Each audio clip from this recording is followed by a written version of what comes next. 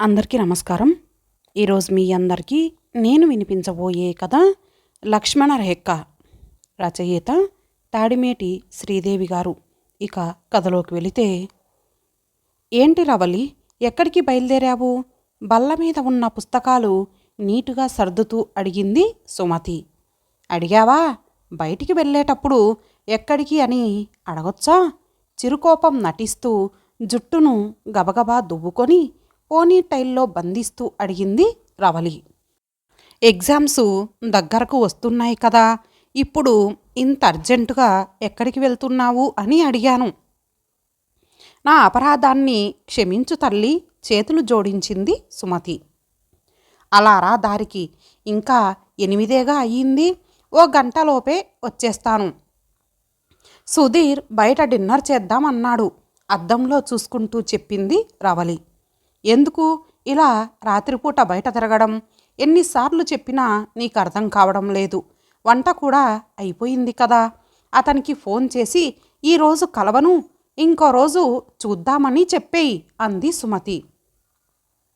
రవలికి ఆ మాటలు నచ్చలేదు అని ఆమె మొహం స్పష్టం చేసింది. విసురుగా సమాధానం చెప్పబోయి నవ్వుతూ తేల్చేసింది. అమ్మా ముసలమ్మ, ఏ యుగంలో ఉన్నావు? సిటీ లైఫ్ రాత్రే మొదలవుతుంది. అన్నం మిగిలిపోతుందని అనవసరంగా ఫీల్ అవ్వకు. రేపు టిఫిన్కి దాన్ని బ్రహ్మాండమైన నిమ్మకాయ పులిహోరగా మార్చేస్తాను నేను. తమరు భోజనం చేసి నా కోసం భజన చేస్తూ కూర్చోకుండా పడుకోండి. కొంచెం లేట్ అయినా కంగారు పడకు, కొంపలు మునిగిపోవు అంటూ సమాధానం కోసం ఎదురు చూడకుండా గడప దాటింది. సుమతి, రవలి ఒకే ఊరి వాళ్ళు. ఇద్దరివి మధ్యతరగతి కుటుంబాలే.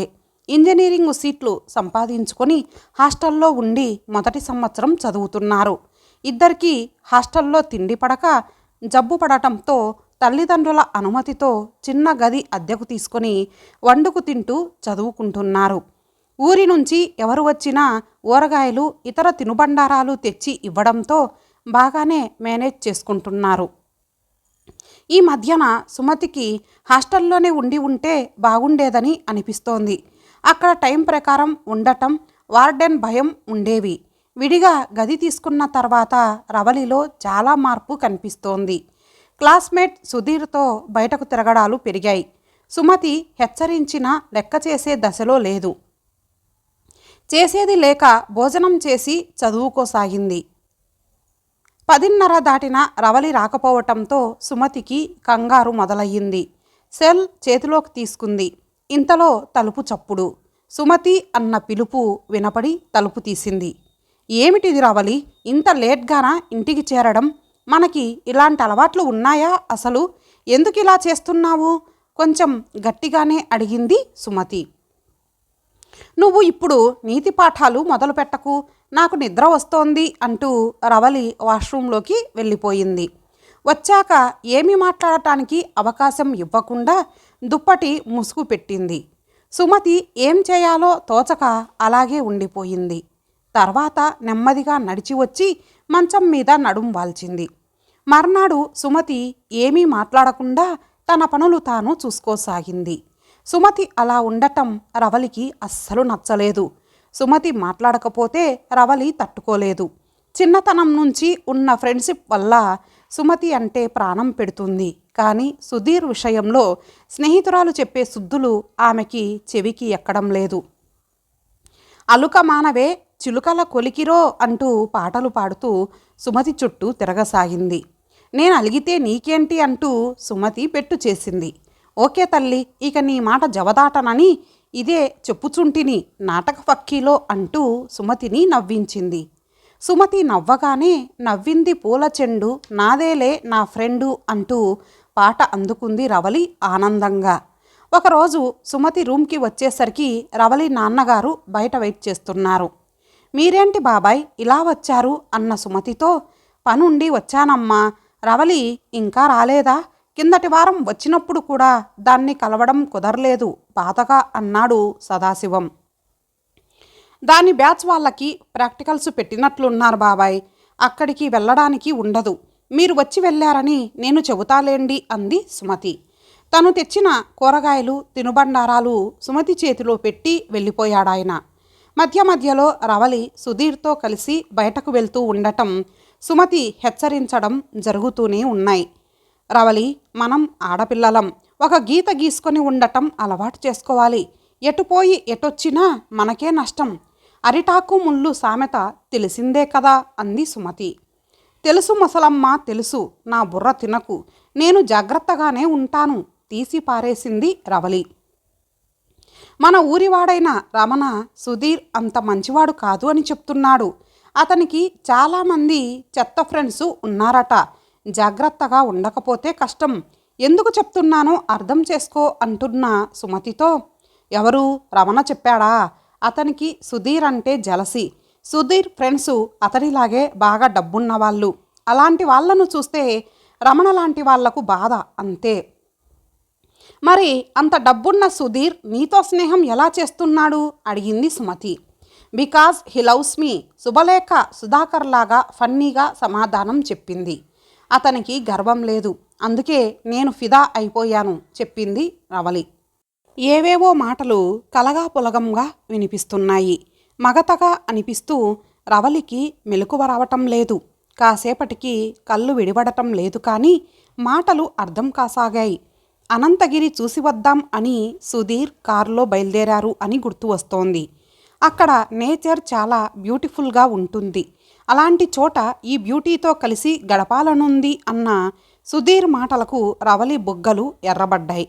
కొన్ని ఫోటోలు తీసుకొని వెంటనే వచ్చేద్దామంటేనే షరతు పెట్టినట్లు అంది రవలి. అలాగే, ఆ ముసలమ్మ అదే నీ ఫ్రెండ్తో కలిసి ఉండి నువ్వు కూడా అలాగే తయారైపోయేలా ఉన్నావు అన్నాడు సుధీర్. పొద్దున్నే బయలుదేరారు. బాగా ఎండగా ఉందని కారు దిగి వెళ్ళి కూల్ డ్రింక్ తెచ్చాడు. అది తాగాక మత్తుగా అనిపించింది. తలంటు పోసుకొని ఉన్నావు, పైగా చల్లటి గాలి. నేను నిద్రపోలేను కదా, నీకేంటి, హాయిగా నా ఒడిలో తల పెట్టుకొని పడుకో అని సుధీర్ అనడం, తను అలాగే నిశ్చింతగా పడుకోవడం ఒకదాని వెంట ఒకటి గుర్తు వచ్చాయి. పిల్ల మాత్రం సూపర్రా ఎవరో అంటున్నారు. జాంపండులా నోరు ఊరిస్తోందిరా. ఇంకో గొంతు, గట్టిగా మాట్లాడకండిరా, మెలకువ వస్తే కష్టం. ఇంకాస్త ఎక్కువ కలపలేకపోయావా? వెనక నుంచి వెకిలి నవ్వు ఒకటి వినపడింది. ఇంకా కలిపితే ఆ టైంలో కూడా నిద్రపోతే మజా ఏముందిరా ఇంకొకడు అంటున్నాడు. వీళ్ళు ఎవరు? కారులోకి ఎప్పుడు ఎక్కారు? సుధీర్ కూడా వాళ్లతో బాగా మాట్లాడుతూ ఉండటం, వాళ్ళ వెకిలి మాటలు అన్నీ కలిపి రవలికి విషయం తేటతెల్లం అవుతూ వెన్నులోంచి వణుకు పుట్టుకొచ్చింది. పూర్తిగా అన్నీ తెలుస్తున్నా అలానే పడుకొని ఉండిపోయింది. ఇంకా ఎంత దూరం రా మన లవ్లీ స్పాట్ అంటున్న వాడితో, ఇంకో 50-60 కిలోమీటర్లు ఉంటుంది. ఈలోగా ఆ బ్యాగ్ తీసి చిప్సు అవి తినండి అన్నాడు సుధీర్. ఇప్పుడు అరిచి గోల చేసినా ఉపయోగం ఉండదు, తెలివిగా ఆలోచించాలి. సుమతి ఎన్నిసార్లు చెప్పినా విననందుకు బాగా శాస్తి జరిగింది నాకు అనుకుంటూ తప్పించుకునే మార్గాలు ఆలోచించసాగింది. ఏయ్ లేస్తోంది, మాట్లాడకండి, హుష్ అంటున్న సుధీర్ మాటలు రవలికి అసహ్యం కలిగించాయి. అప్పుడే మెలకువ వచ్చినట్లు లేస్తూ, నాకేమిటో కడుపులో తిప్పుతోంది సుధీర్, వాంతి వచ్చేలా ఉంది, ఒకసారి కారు పక్కగా ఆపు అంది. ఓకే అంటూ కారును రోడ్డు పక్కకి ఆపాడు సుధీర్. డోర్ తీసి పట్టుకొని రవలిని నెమ్మదిగా దింపాడు. అక్కడ ఉన్న మైలురాయి మీద కూర్చొని కొంచెం మంచినీళ్ళు అన్నట్లు సైగ చేసింది. బాటిల్తో తెచ్చిన నీళ్లతో పుక్కిలించి మొహం కడుక్కొని వాంతి రావడం లేదంటూ లేస్తున్న ఆమెను పొదివి పట్టుకొని కారు వైపు నడిపించాడు సుధీర్. పిల్ల వాంతులంటోందంటే మనవాడు ఎప్పుడో కానిచ్చేసి ఉంటాడా? అలానే ఉంది చూస్తుంటే. అయినా మనకెందుకురా, మన ఛాన్స్ మనకిస్తున్నాడుగా అంటూ గుసగుసలు వినబడ్డాయి. వీళ్ళెవరు సుధీర్? మనం బయలుదేరినప్పుడు లేరు కదా? కారు దగ్గరికి నడుస్తుండగా నెమ్మదిగా అడిగింది రవలి. రవలి ప్రశ్నకు, వీళ్ళు నాకు తెలిసిన వాళ్ళే, బస్ మిస్ అయ్యాం, నెక్స్ట్ స్టేజ్లో దింపమని రిక్వెస్ట్ చేశారు అని చెప్పాడు సుధీర్. ఎన్ని కథలు చెప్తున్నావురా, ఇలాంటి కథలు చెప్పే నన్ను పడేశావు. అయినా నిన్ననుకొని ఏం లాభం లేదు, నాకు బుద్ధి ఉండాలి కదా లోపలే అనుకుంటూ తనని తాను తిట్టుకుంటూ కారెక్కింది రవలి. కొంచెం స్పీడు తగ్గించు సుధీర్ ప్లీజ్ అంటూ సీటు వెనక్కి వాలిన రవలి వైపు ఒకసారి చూసి సరే అంటూ కొంచెం స్పీడు తగ్గించాడు సుధీర్. కారు 10-15 కిలోమీటర్ల దూరం వెళ్ళేసరికి పోలీస్ వ్యాన్ కారుని ఆపేసింది. ఈ అమ్మాయిని బలవంతంగా తీసుకెళ్ళిపోతున్నందుకు మిమ్మల్ని అరెస్టు చేస్తున్నాం అన్నారు ఇన్స్పెక్టర్. ఏమిటండి, ఈ అమ్మాయి మా కజిన్, మేమందరం అనంతగిరి చూడటానికి బయలుదేరాం, ఎవరిని పడితే వాళ్ళని అరెస్టు చేయడం ఏమిటి అంటూ దబాయించాడు సుధీర్. అతనికి వంత పాడారు మిగిలిన 3 ఫ్రెండ్సు. ఆహా అలాగా, ఆ అమ్మాయిని అడుగుదాం ఉండండి అంటూ రవలి వైపు చూశారు ఇన్స్పెక్టర్. ఏమాత్రం భయపడకుండా చెప్పు తల్లి, నువ్వు నీ ఇష్ట ప్రకారం వీళ్ళతో వెళ్తున్నావా? కాదంటే నిన్ను మీ ఇంటి దగ్గర దిగబెట్టి మేము వీళ్ళ పని పడతాం అన్నారాయన. నేను రావడం నా ఇష్ట ప్రకారం వచ్చినా ఇతను నన్ను మోసం చేయాలని చూశాడు సార్. ప్రేమిస్తున్నానని చెప్తే నమ్మి సైట్ సీయింగ్ అన్నాడని వచ్చాను. నాకు కూల్ డ్రింకులో మత్తుమందు కలిపి ఇచ్చి తన ఫ్రెండ్స్తో కలిసి నన్ను వీళ్ళు మాటలు పెగలక చున్నీ అడ్డు పెట్టుకొని భోరుమంది. మీరు చదివిన చదువులు మీకు లోకజ్ఞానం ఇవ్వడం లేదు, ఆడపిల్లలను అక్కా చెల్లెళ్ళలా చూడాలనే సంస్కారాన్ని నేర్పడం లేదు అంటూ నిట్టూర్చాడు ఆయన.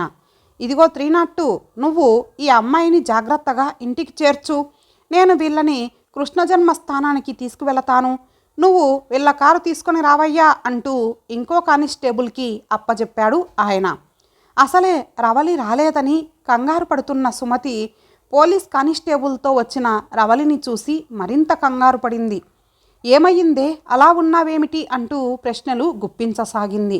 కానిస్టేబుల్ జరిగింది చెప్పి వెళ్ళిపోయాడు. సుమతి రవలిని కౌగిలించుకొని, ఎంత గండం తప్పిందే బాబు, నేను మొత్తుకుంటూనే ఉన్నాను విన్నావా అంటూ కంటతడి పెట్టుకుంది. సుమతి మెడ చుట్టూ చేతులు వేసిన రవలి, ఇంకెప్పుడు నువ్వు చెప్పిన దాన్ని కాదు అనను అంటూ వెక్కిళ్ళు పెడుతూ ఏడవడం మొదలుపెట్టింది. ఊరుకో అంటూ వెన్ను నిమురుతూ, ఇంతకీ పోలీసులు ఆ టైంకి ఎలా వచ్చారో ఆశ్చర్యంగా అంది సుమతి. నీ దయవల్లే అన్న రవలిని వింతగా చూస్తూ, నా వల్ల అంటూ తెల్లబోయి కళ్ళు పెద్దవి చేస్తూ అంది సుమతి. అవును, నువ్వు నా ఫోన్లో దిశ యాప్ డౌన్లోడ్ చేసి డిలీట్ చేస్తే ఒట్టు అన్నావు గుర్తుందా? అదే నన్ను కాపాడింది. నేను వాంతి వస్తోందని అబద్ధం చెప్పి కారు పక్కకి ఆపించాను. సుధీర్ని మంచినీళ్ళ బాటిల్ తెమ్మని అతను వచ్చేలోగా చున్నీ చాటున పెట్టుకున్న సెల్లో దిశ యాప్ ఆపరేట్ చేశాను. నేను ఎక్కడి నుంచి ఆపరేట్ చేశానో వెంటనే తెలిసి త్వరగానే పోలీసులు వచ్చేశారు. నీ రుణం తీర్చుకోలేనే అంటున్న రవలిని తప్పిపోయిన పిల్ల ఇంటికి తిరిగి వచ్చినప్పుడు తల్లి హత్తుకున్నట్టు మరింత దగ్గరికి తీసుకుంది సుమతి. ఇంతటితో ఈ కథ సమాప్తం. మరలా మరొక మంచి కథతో కలుద్దాం. అంతవరకు సెలవు. నమస్తే.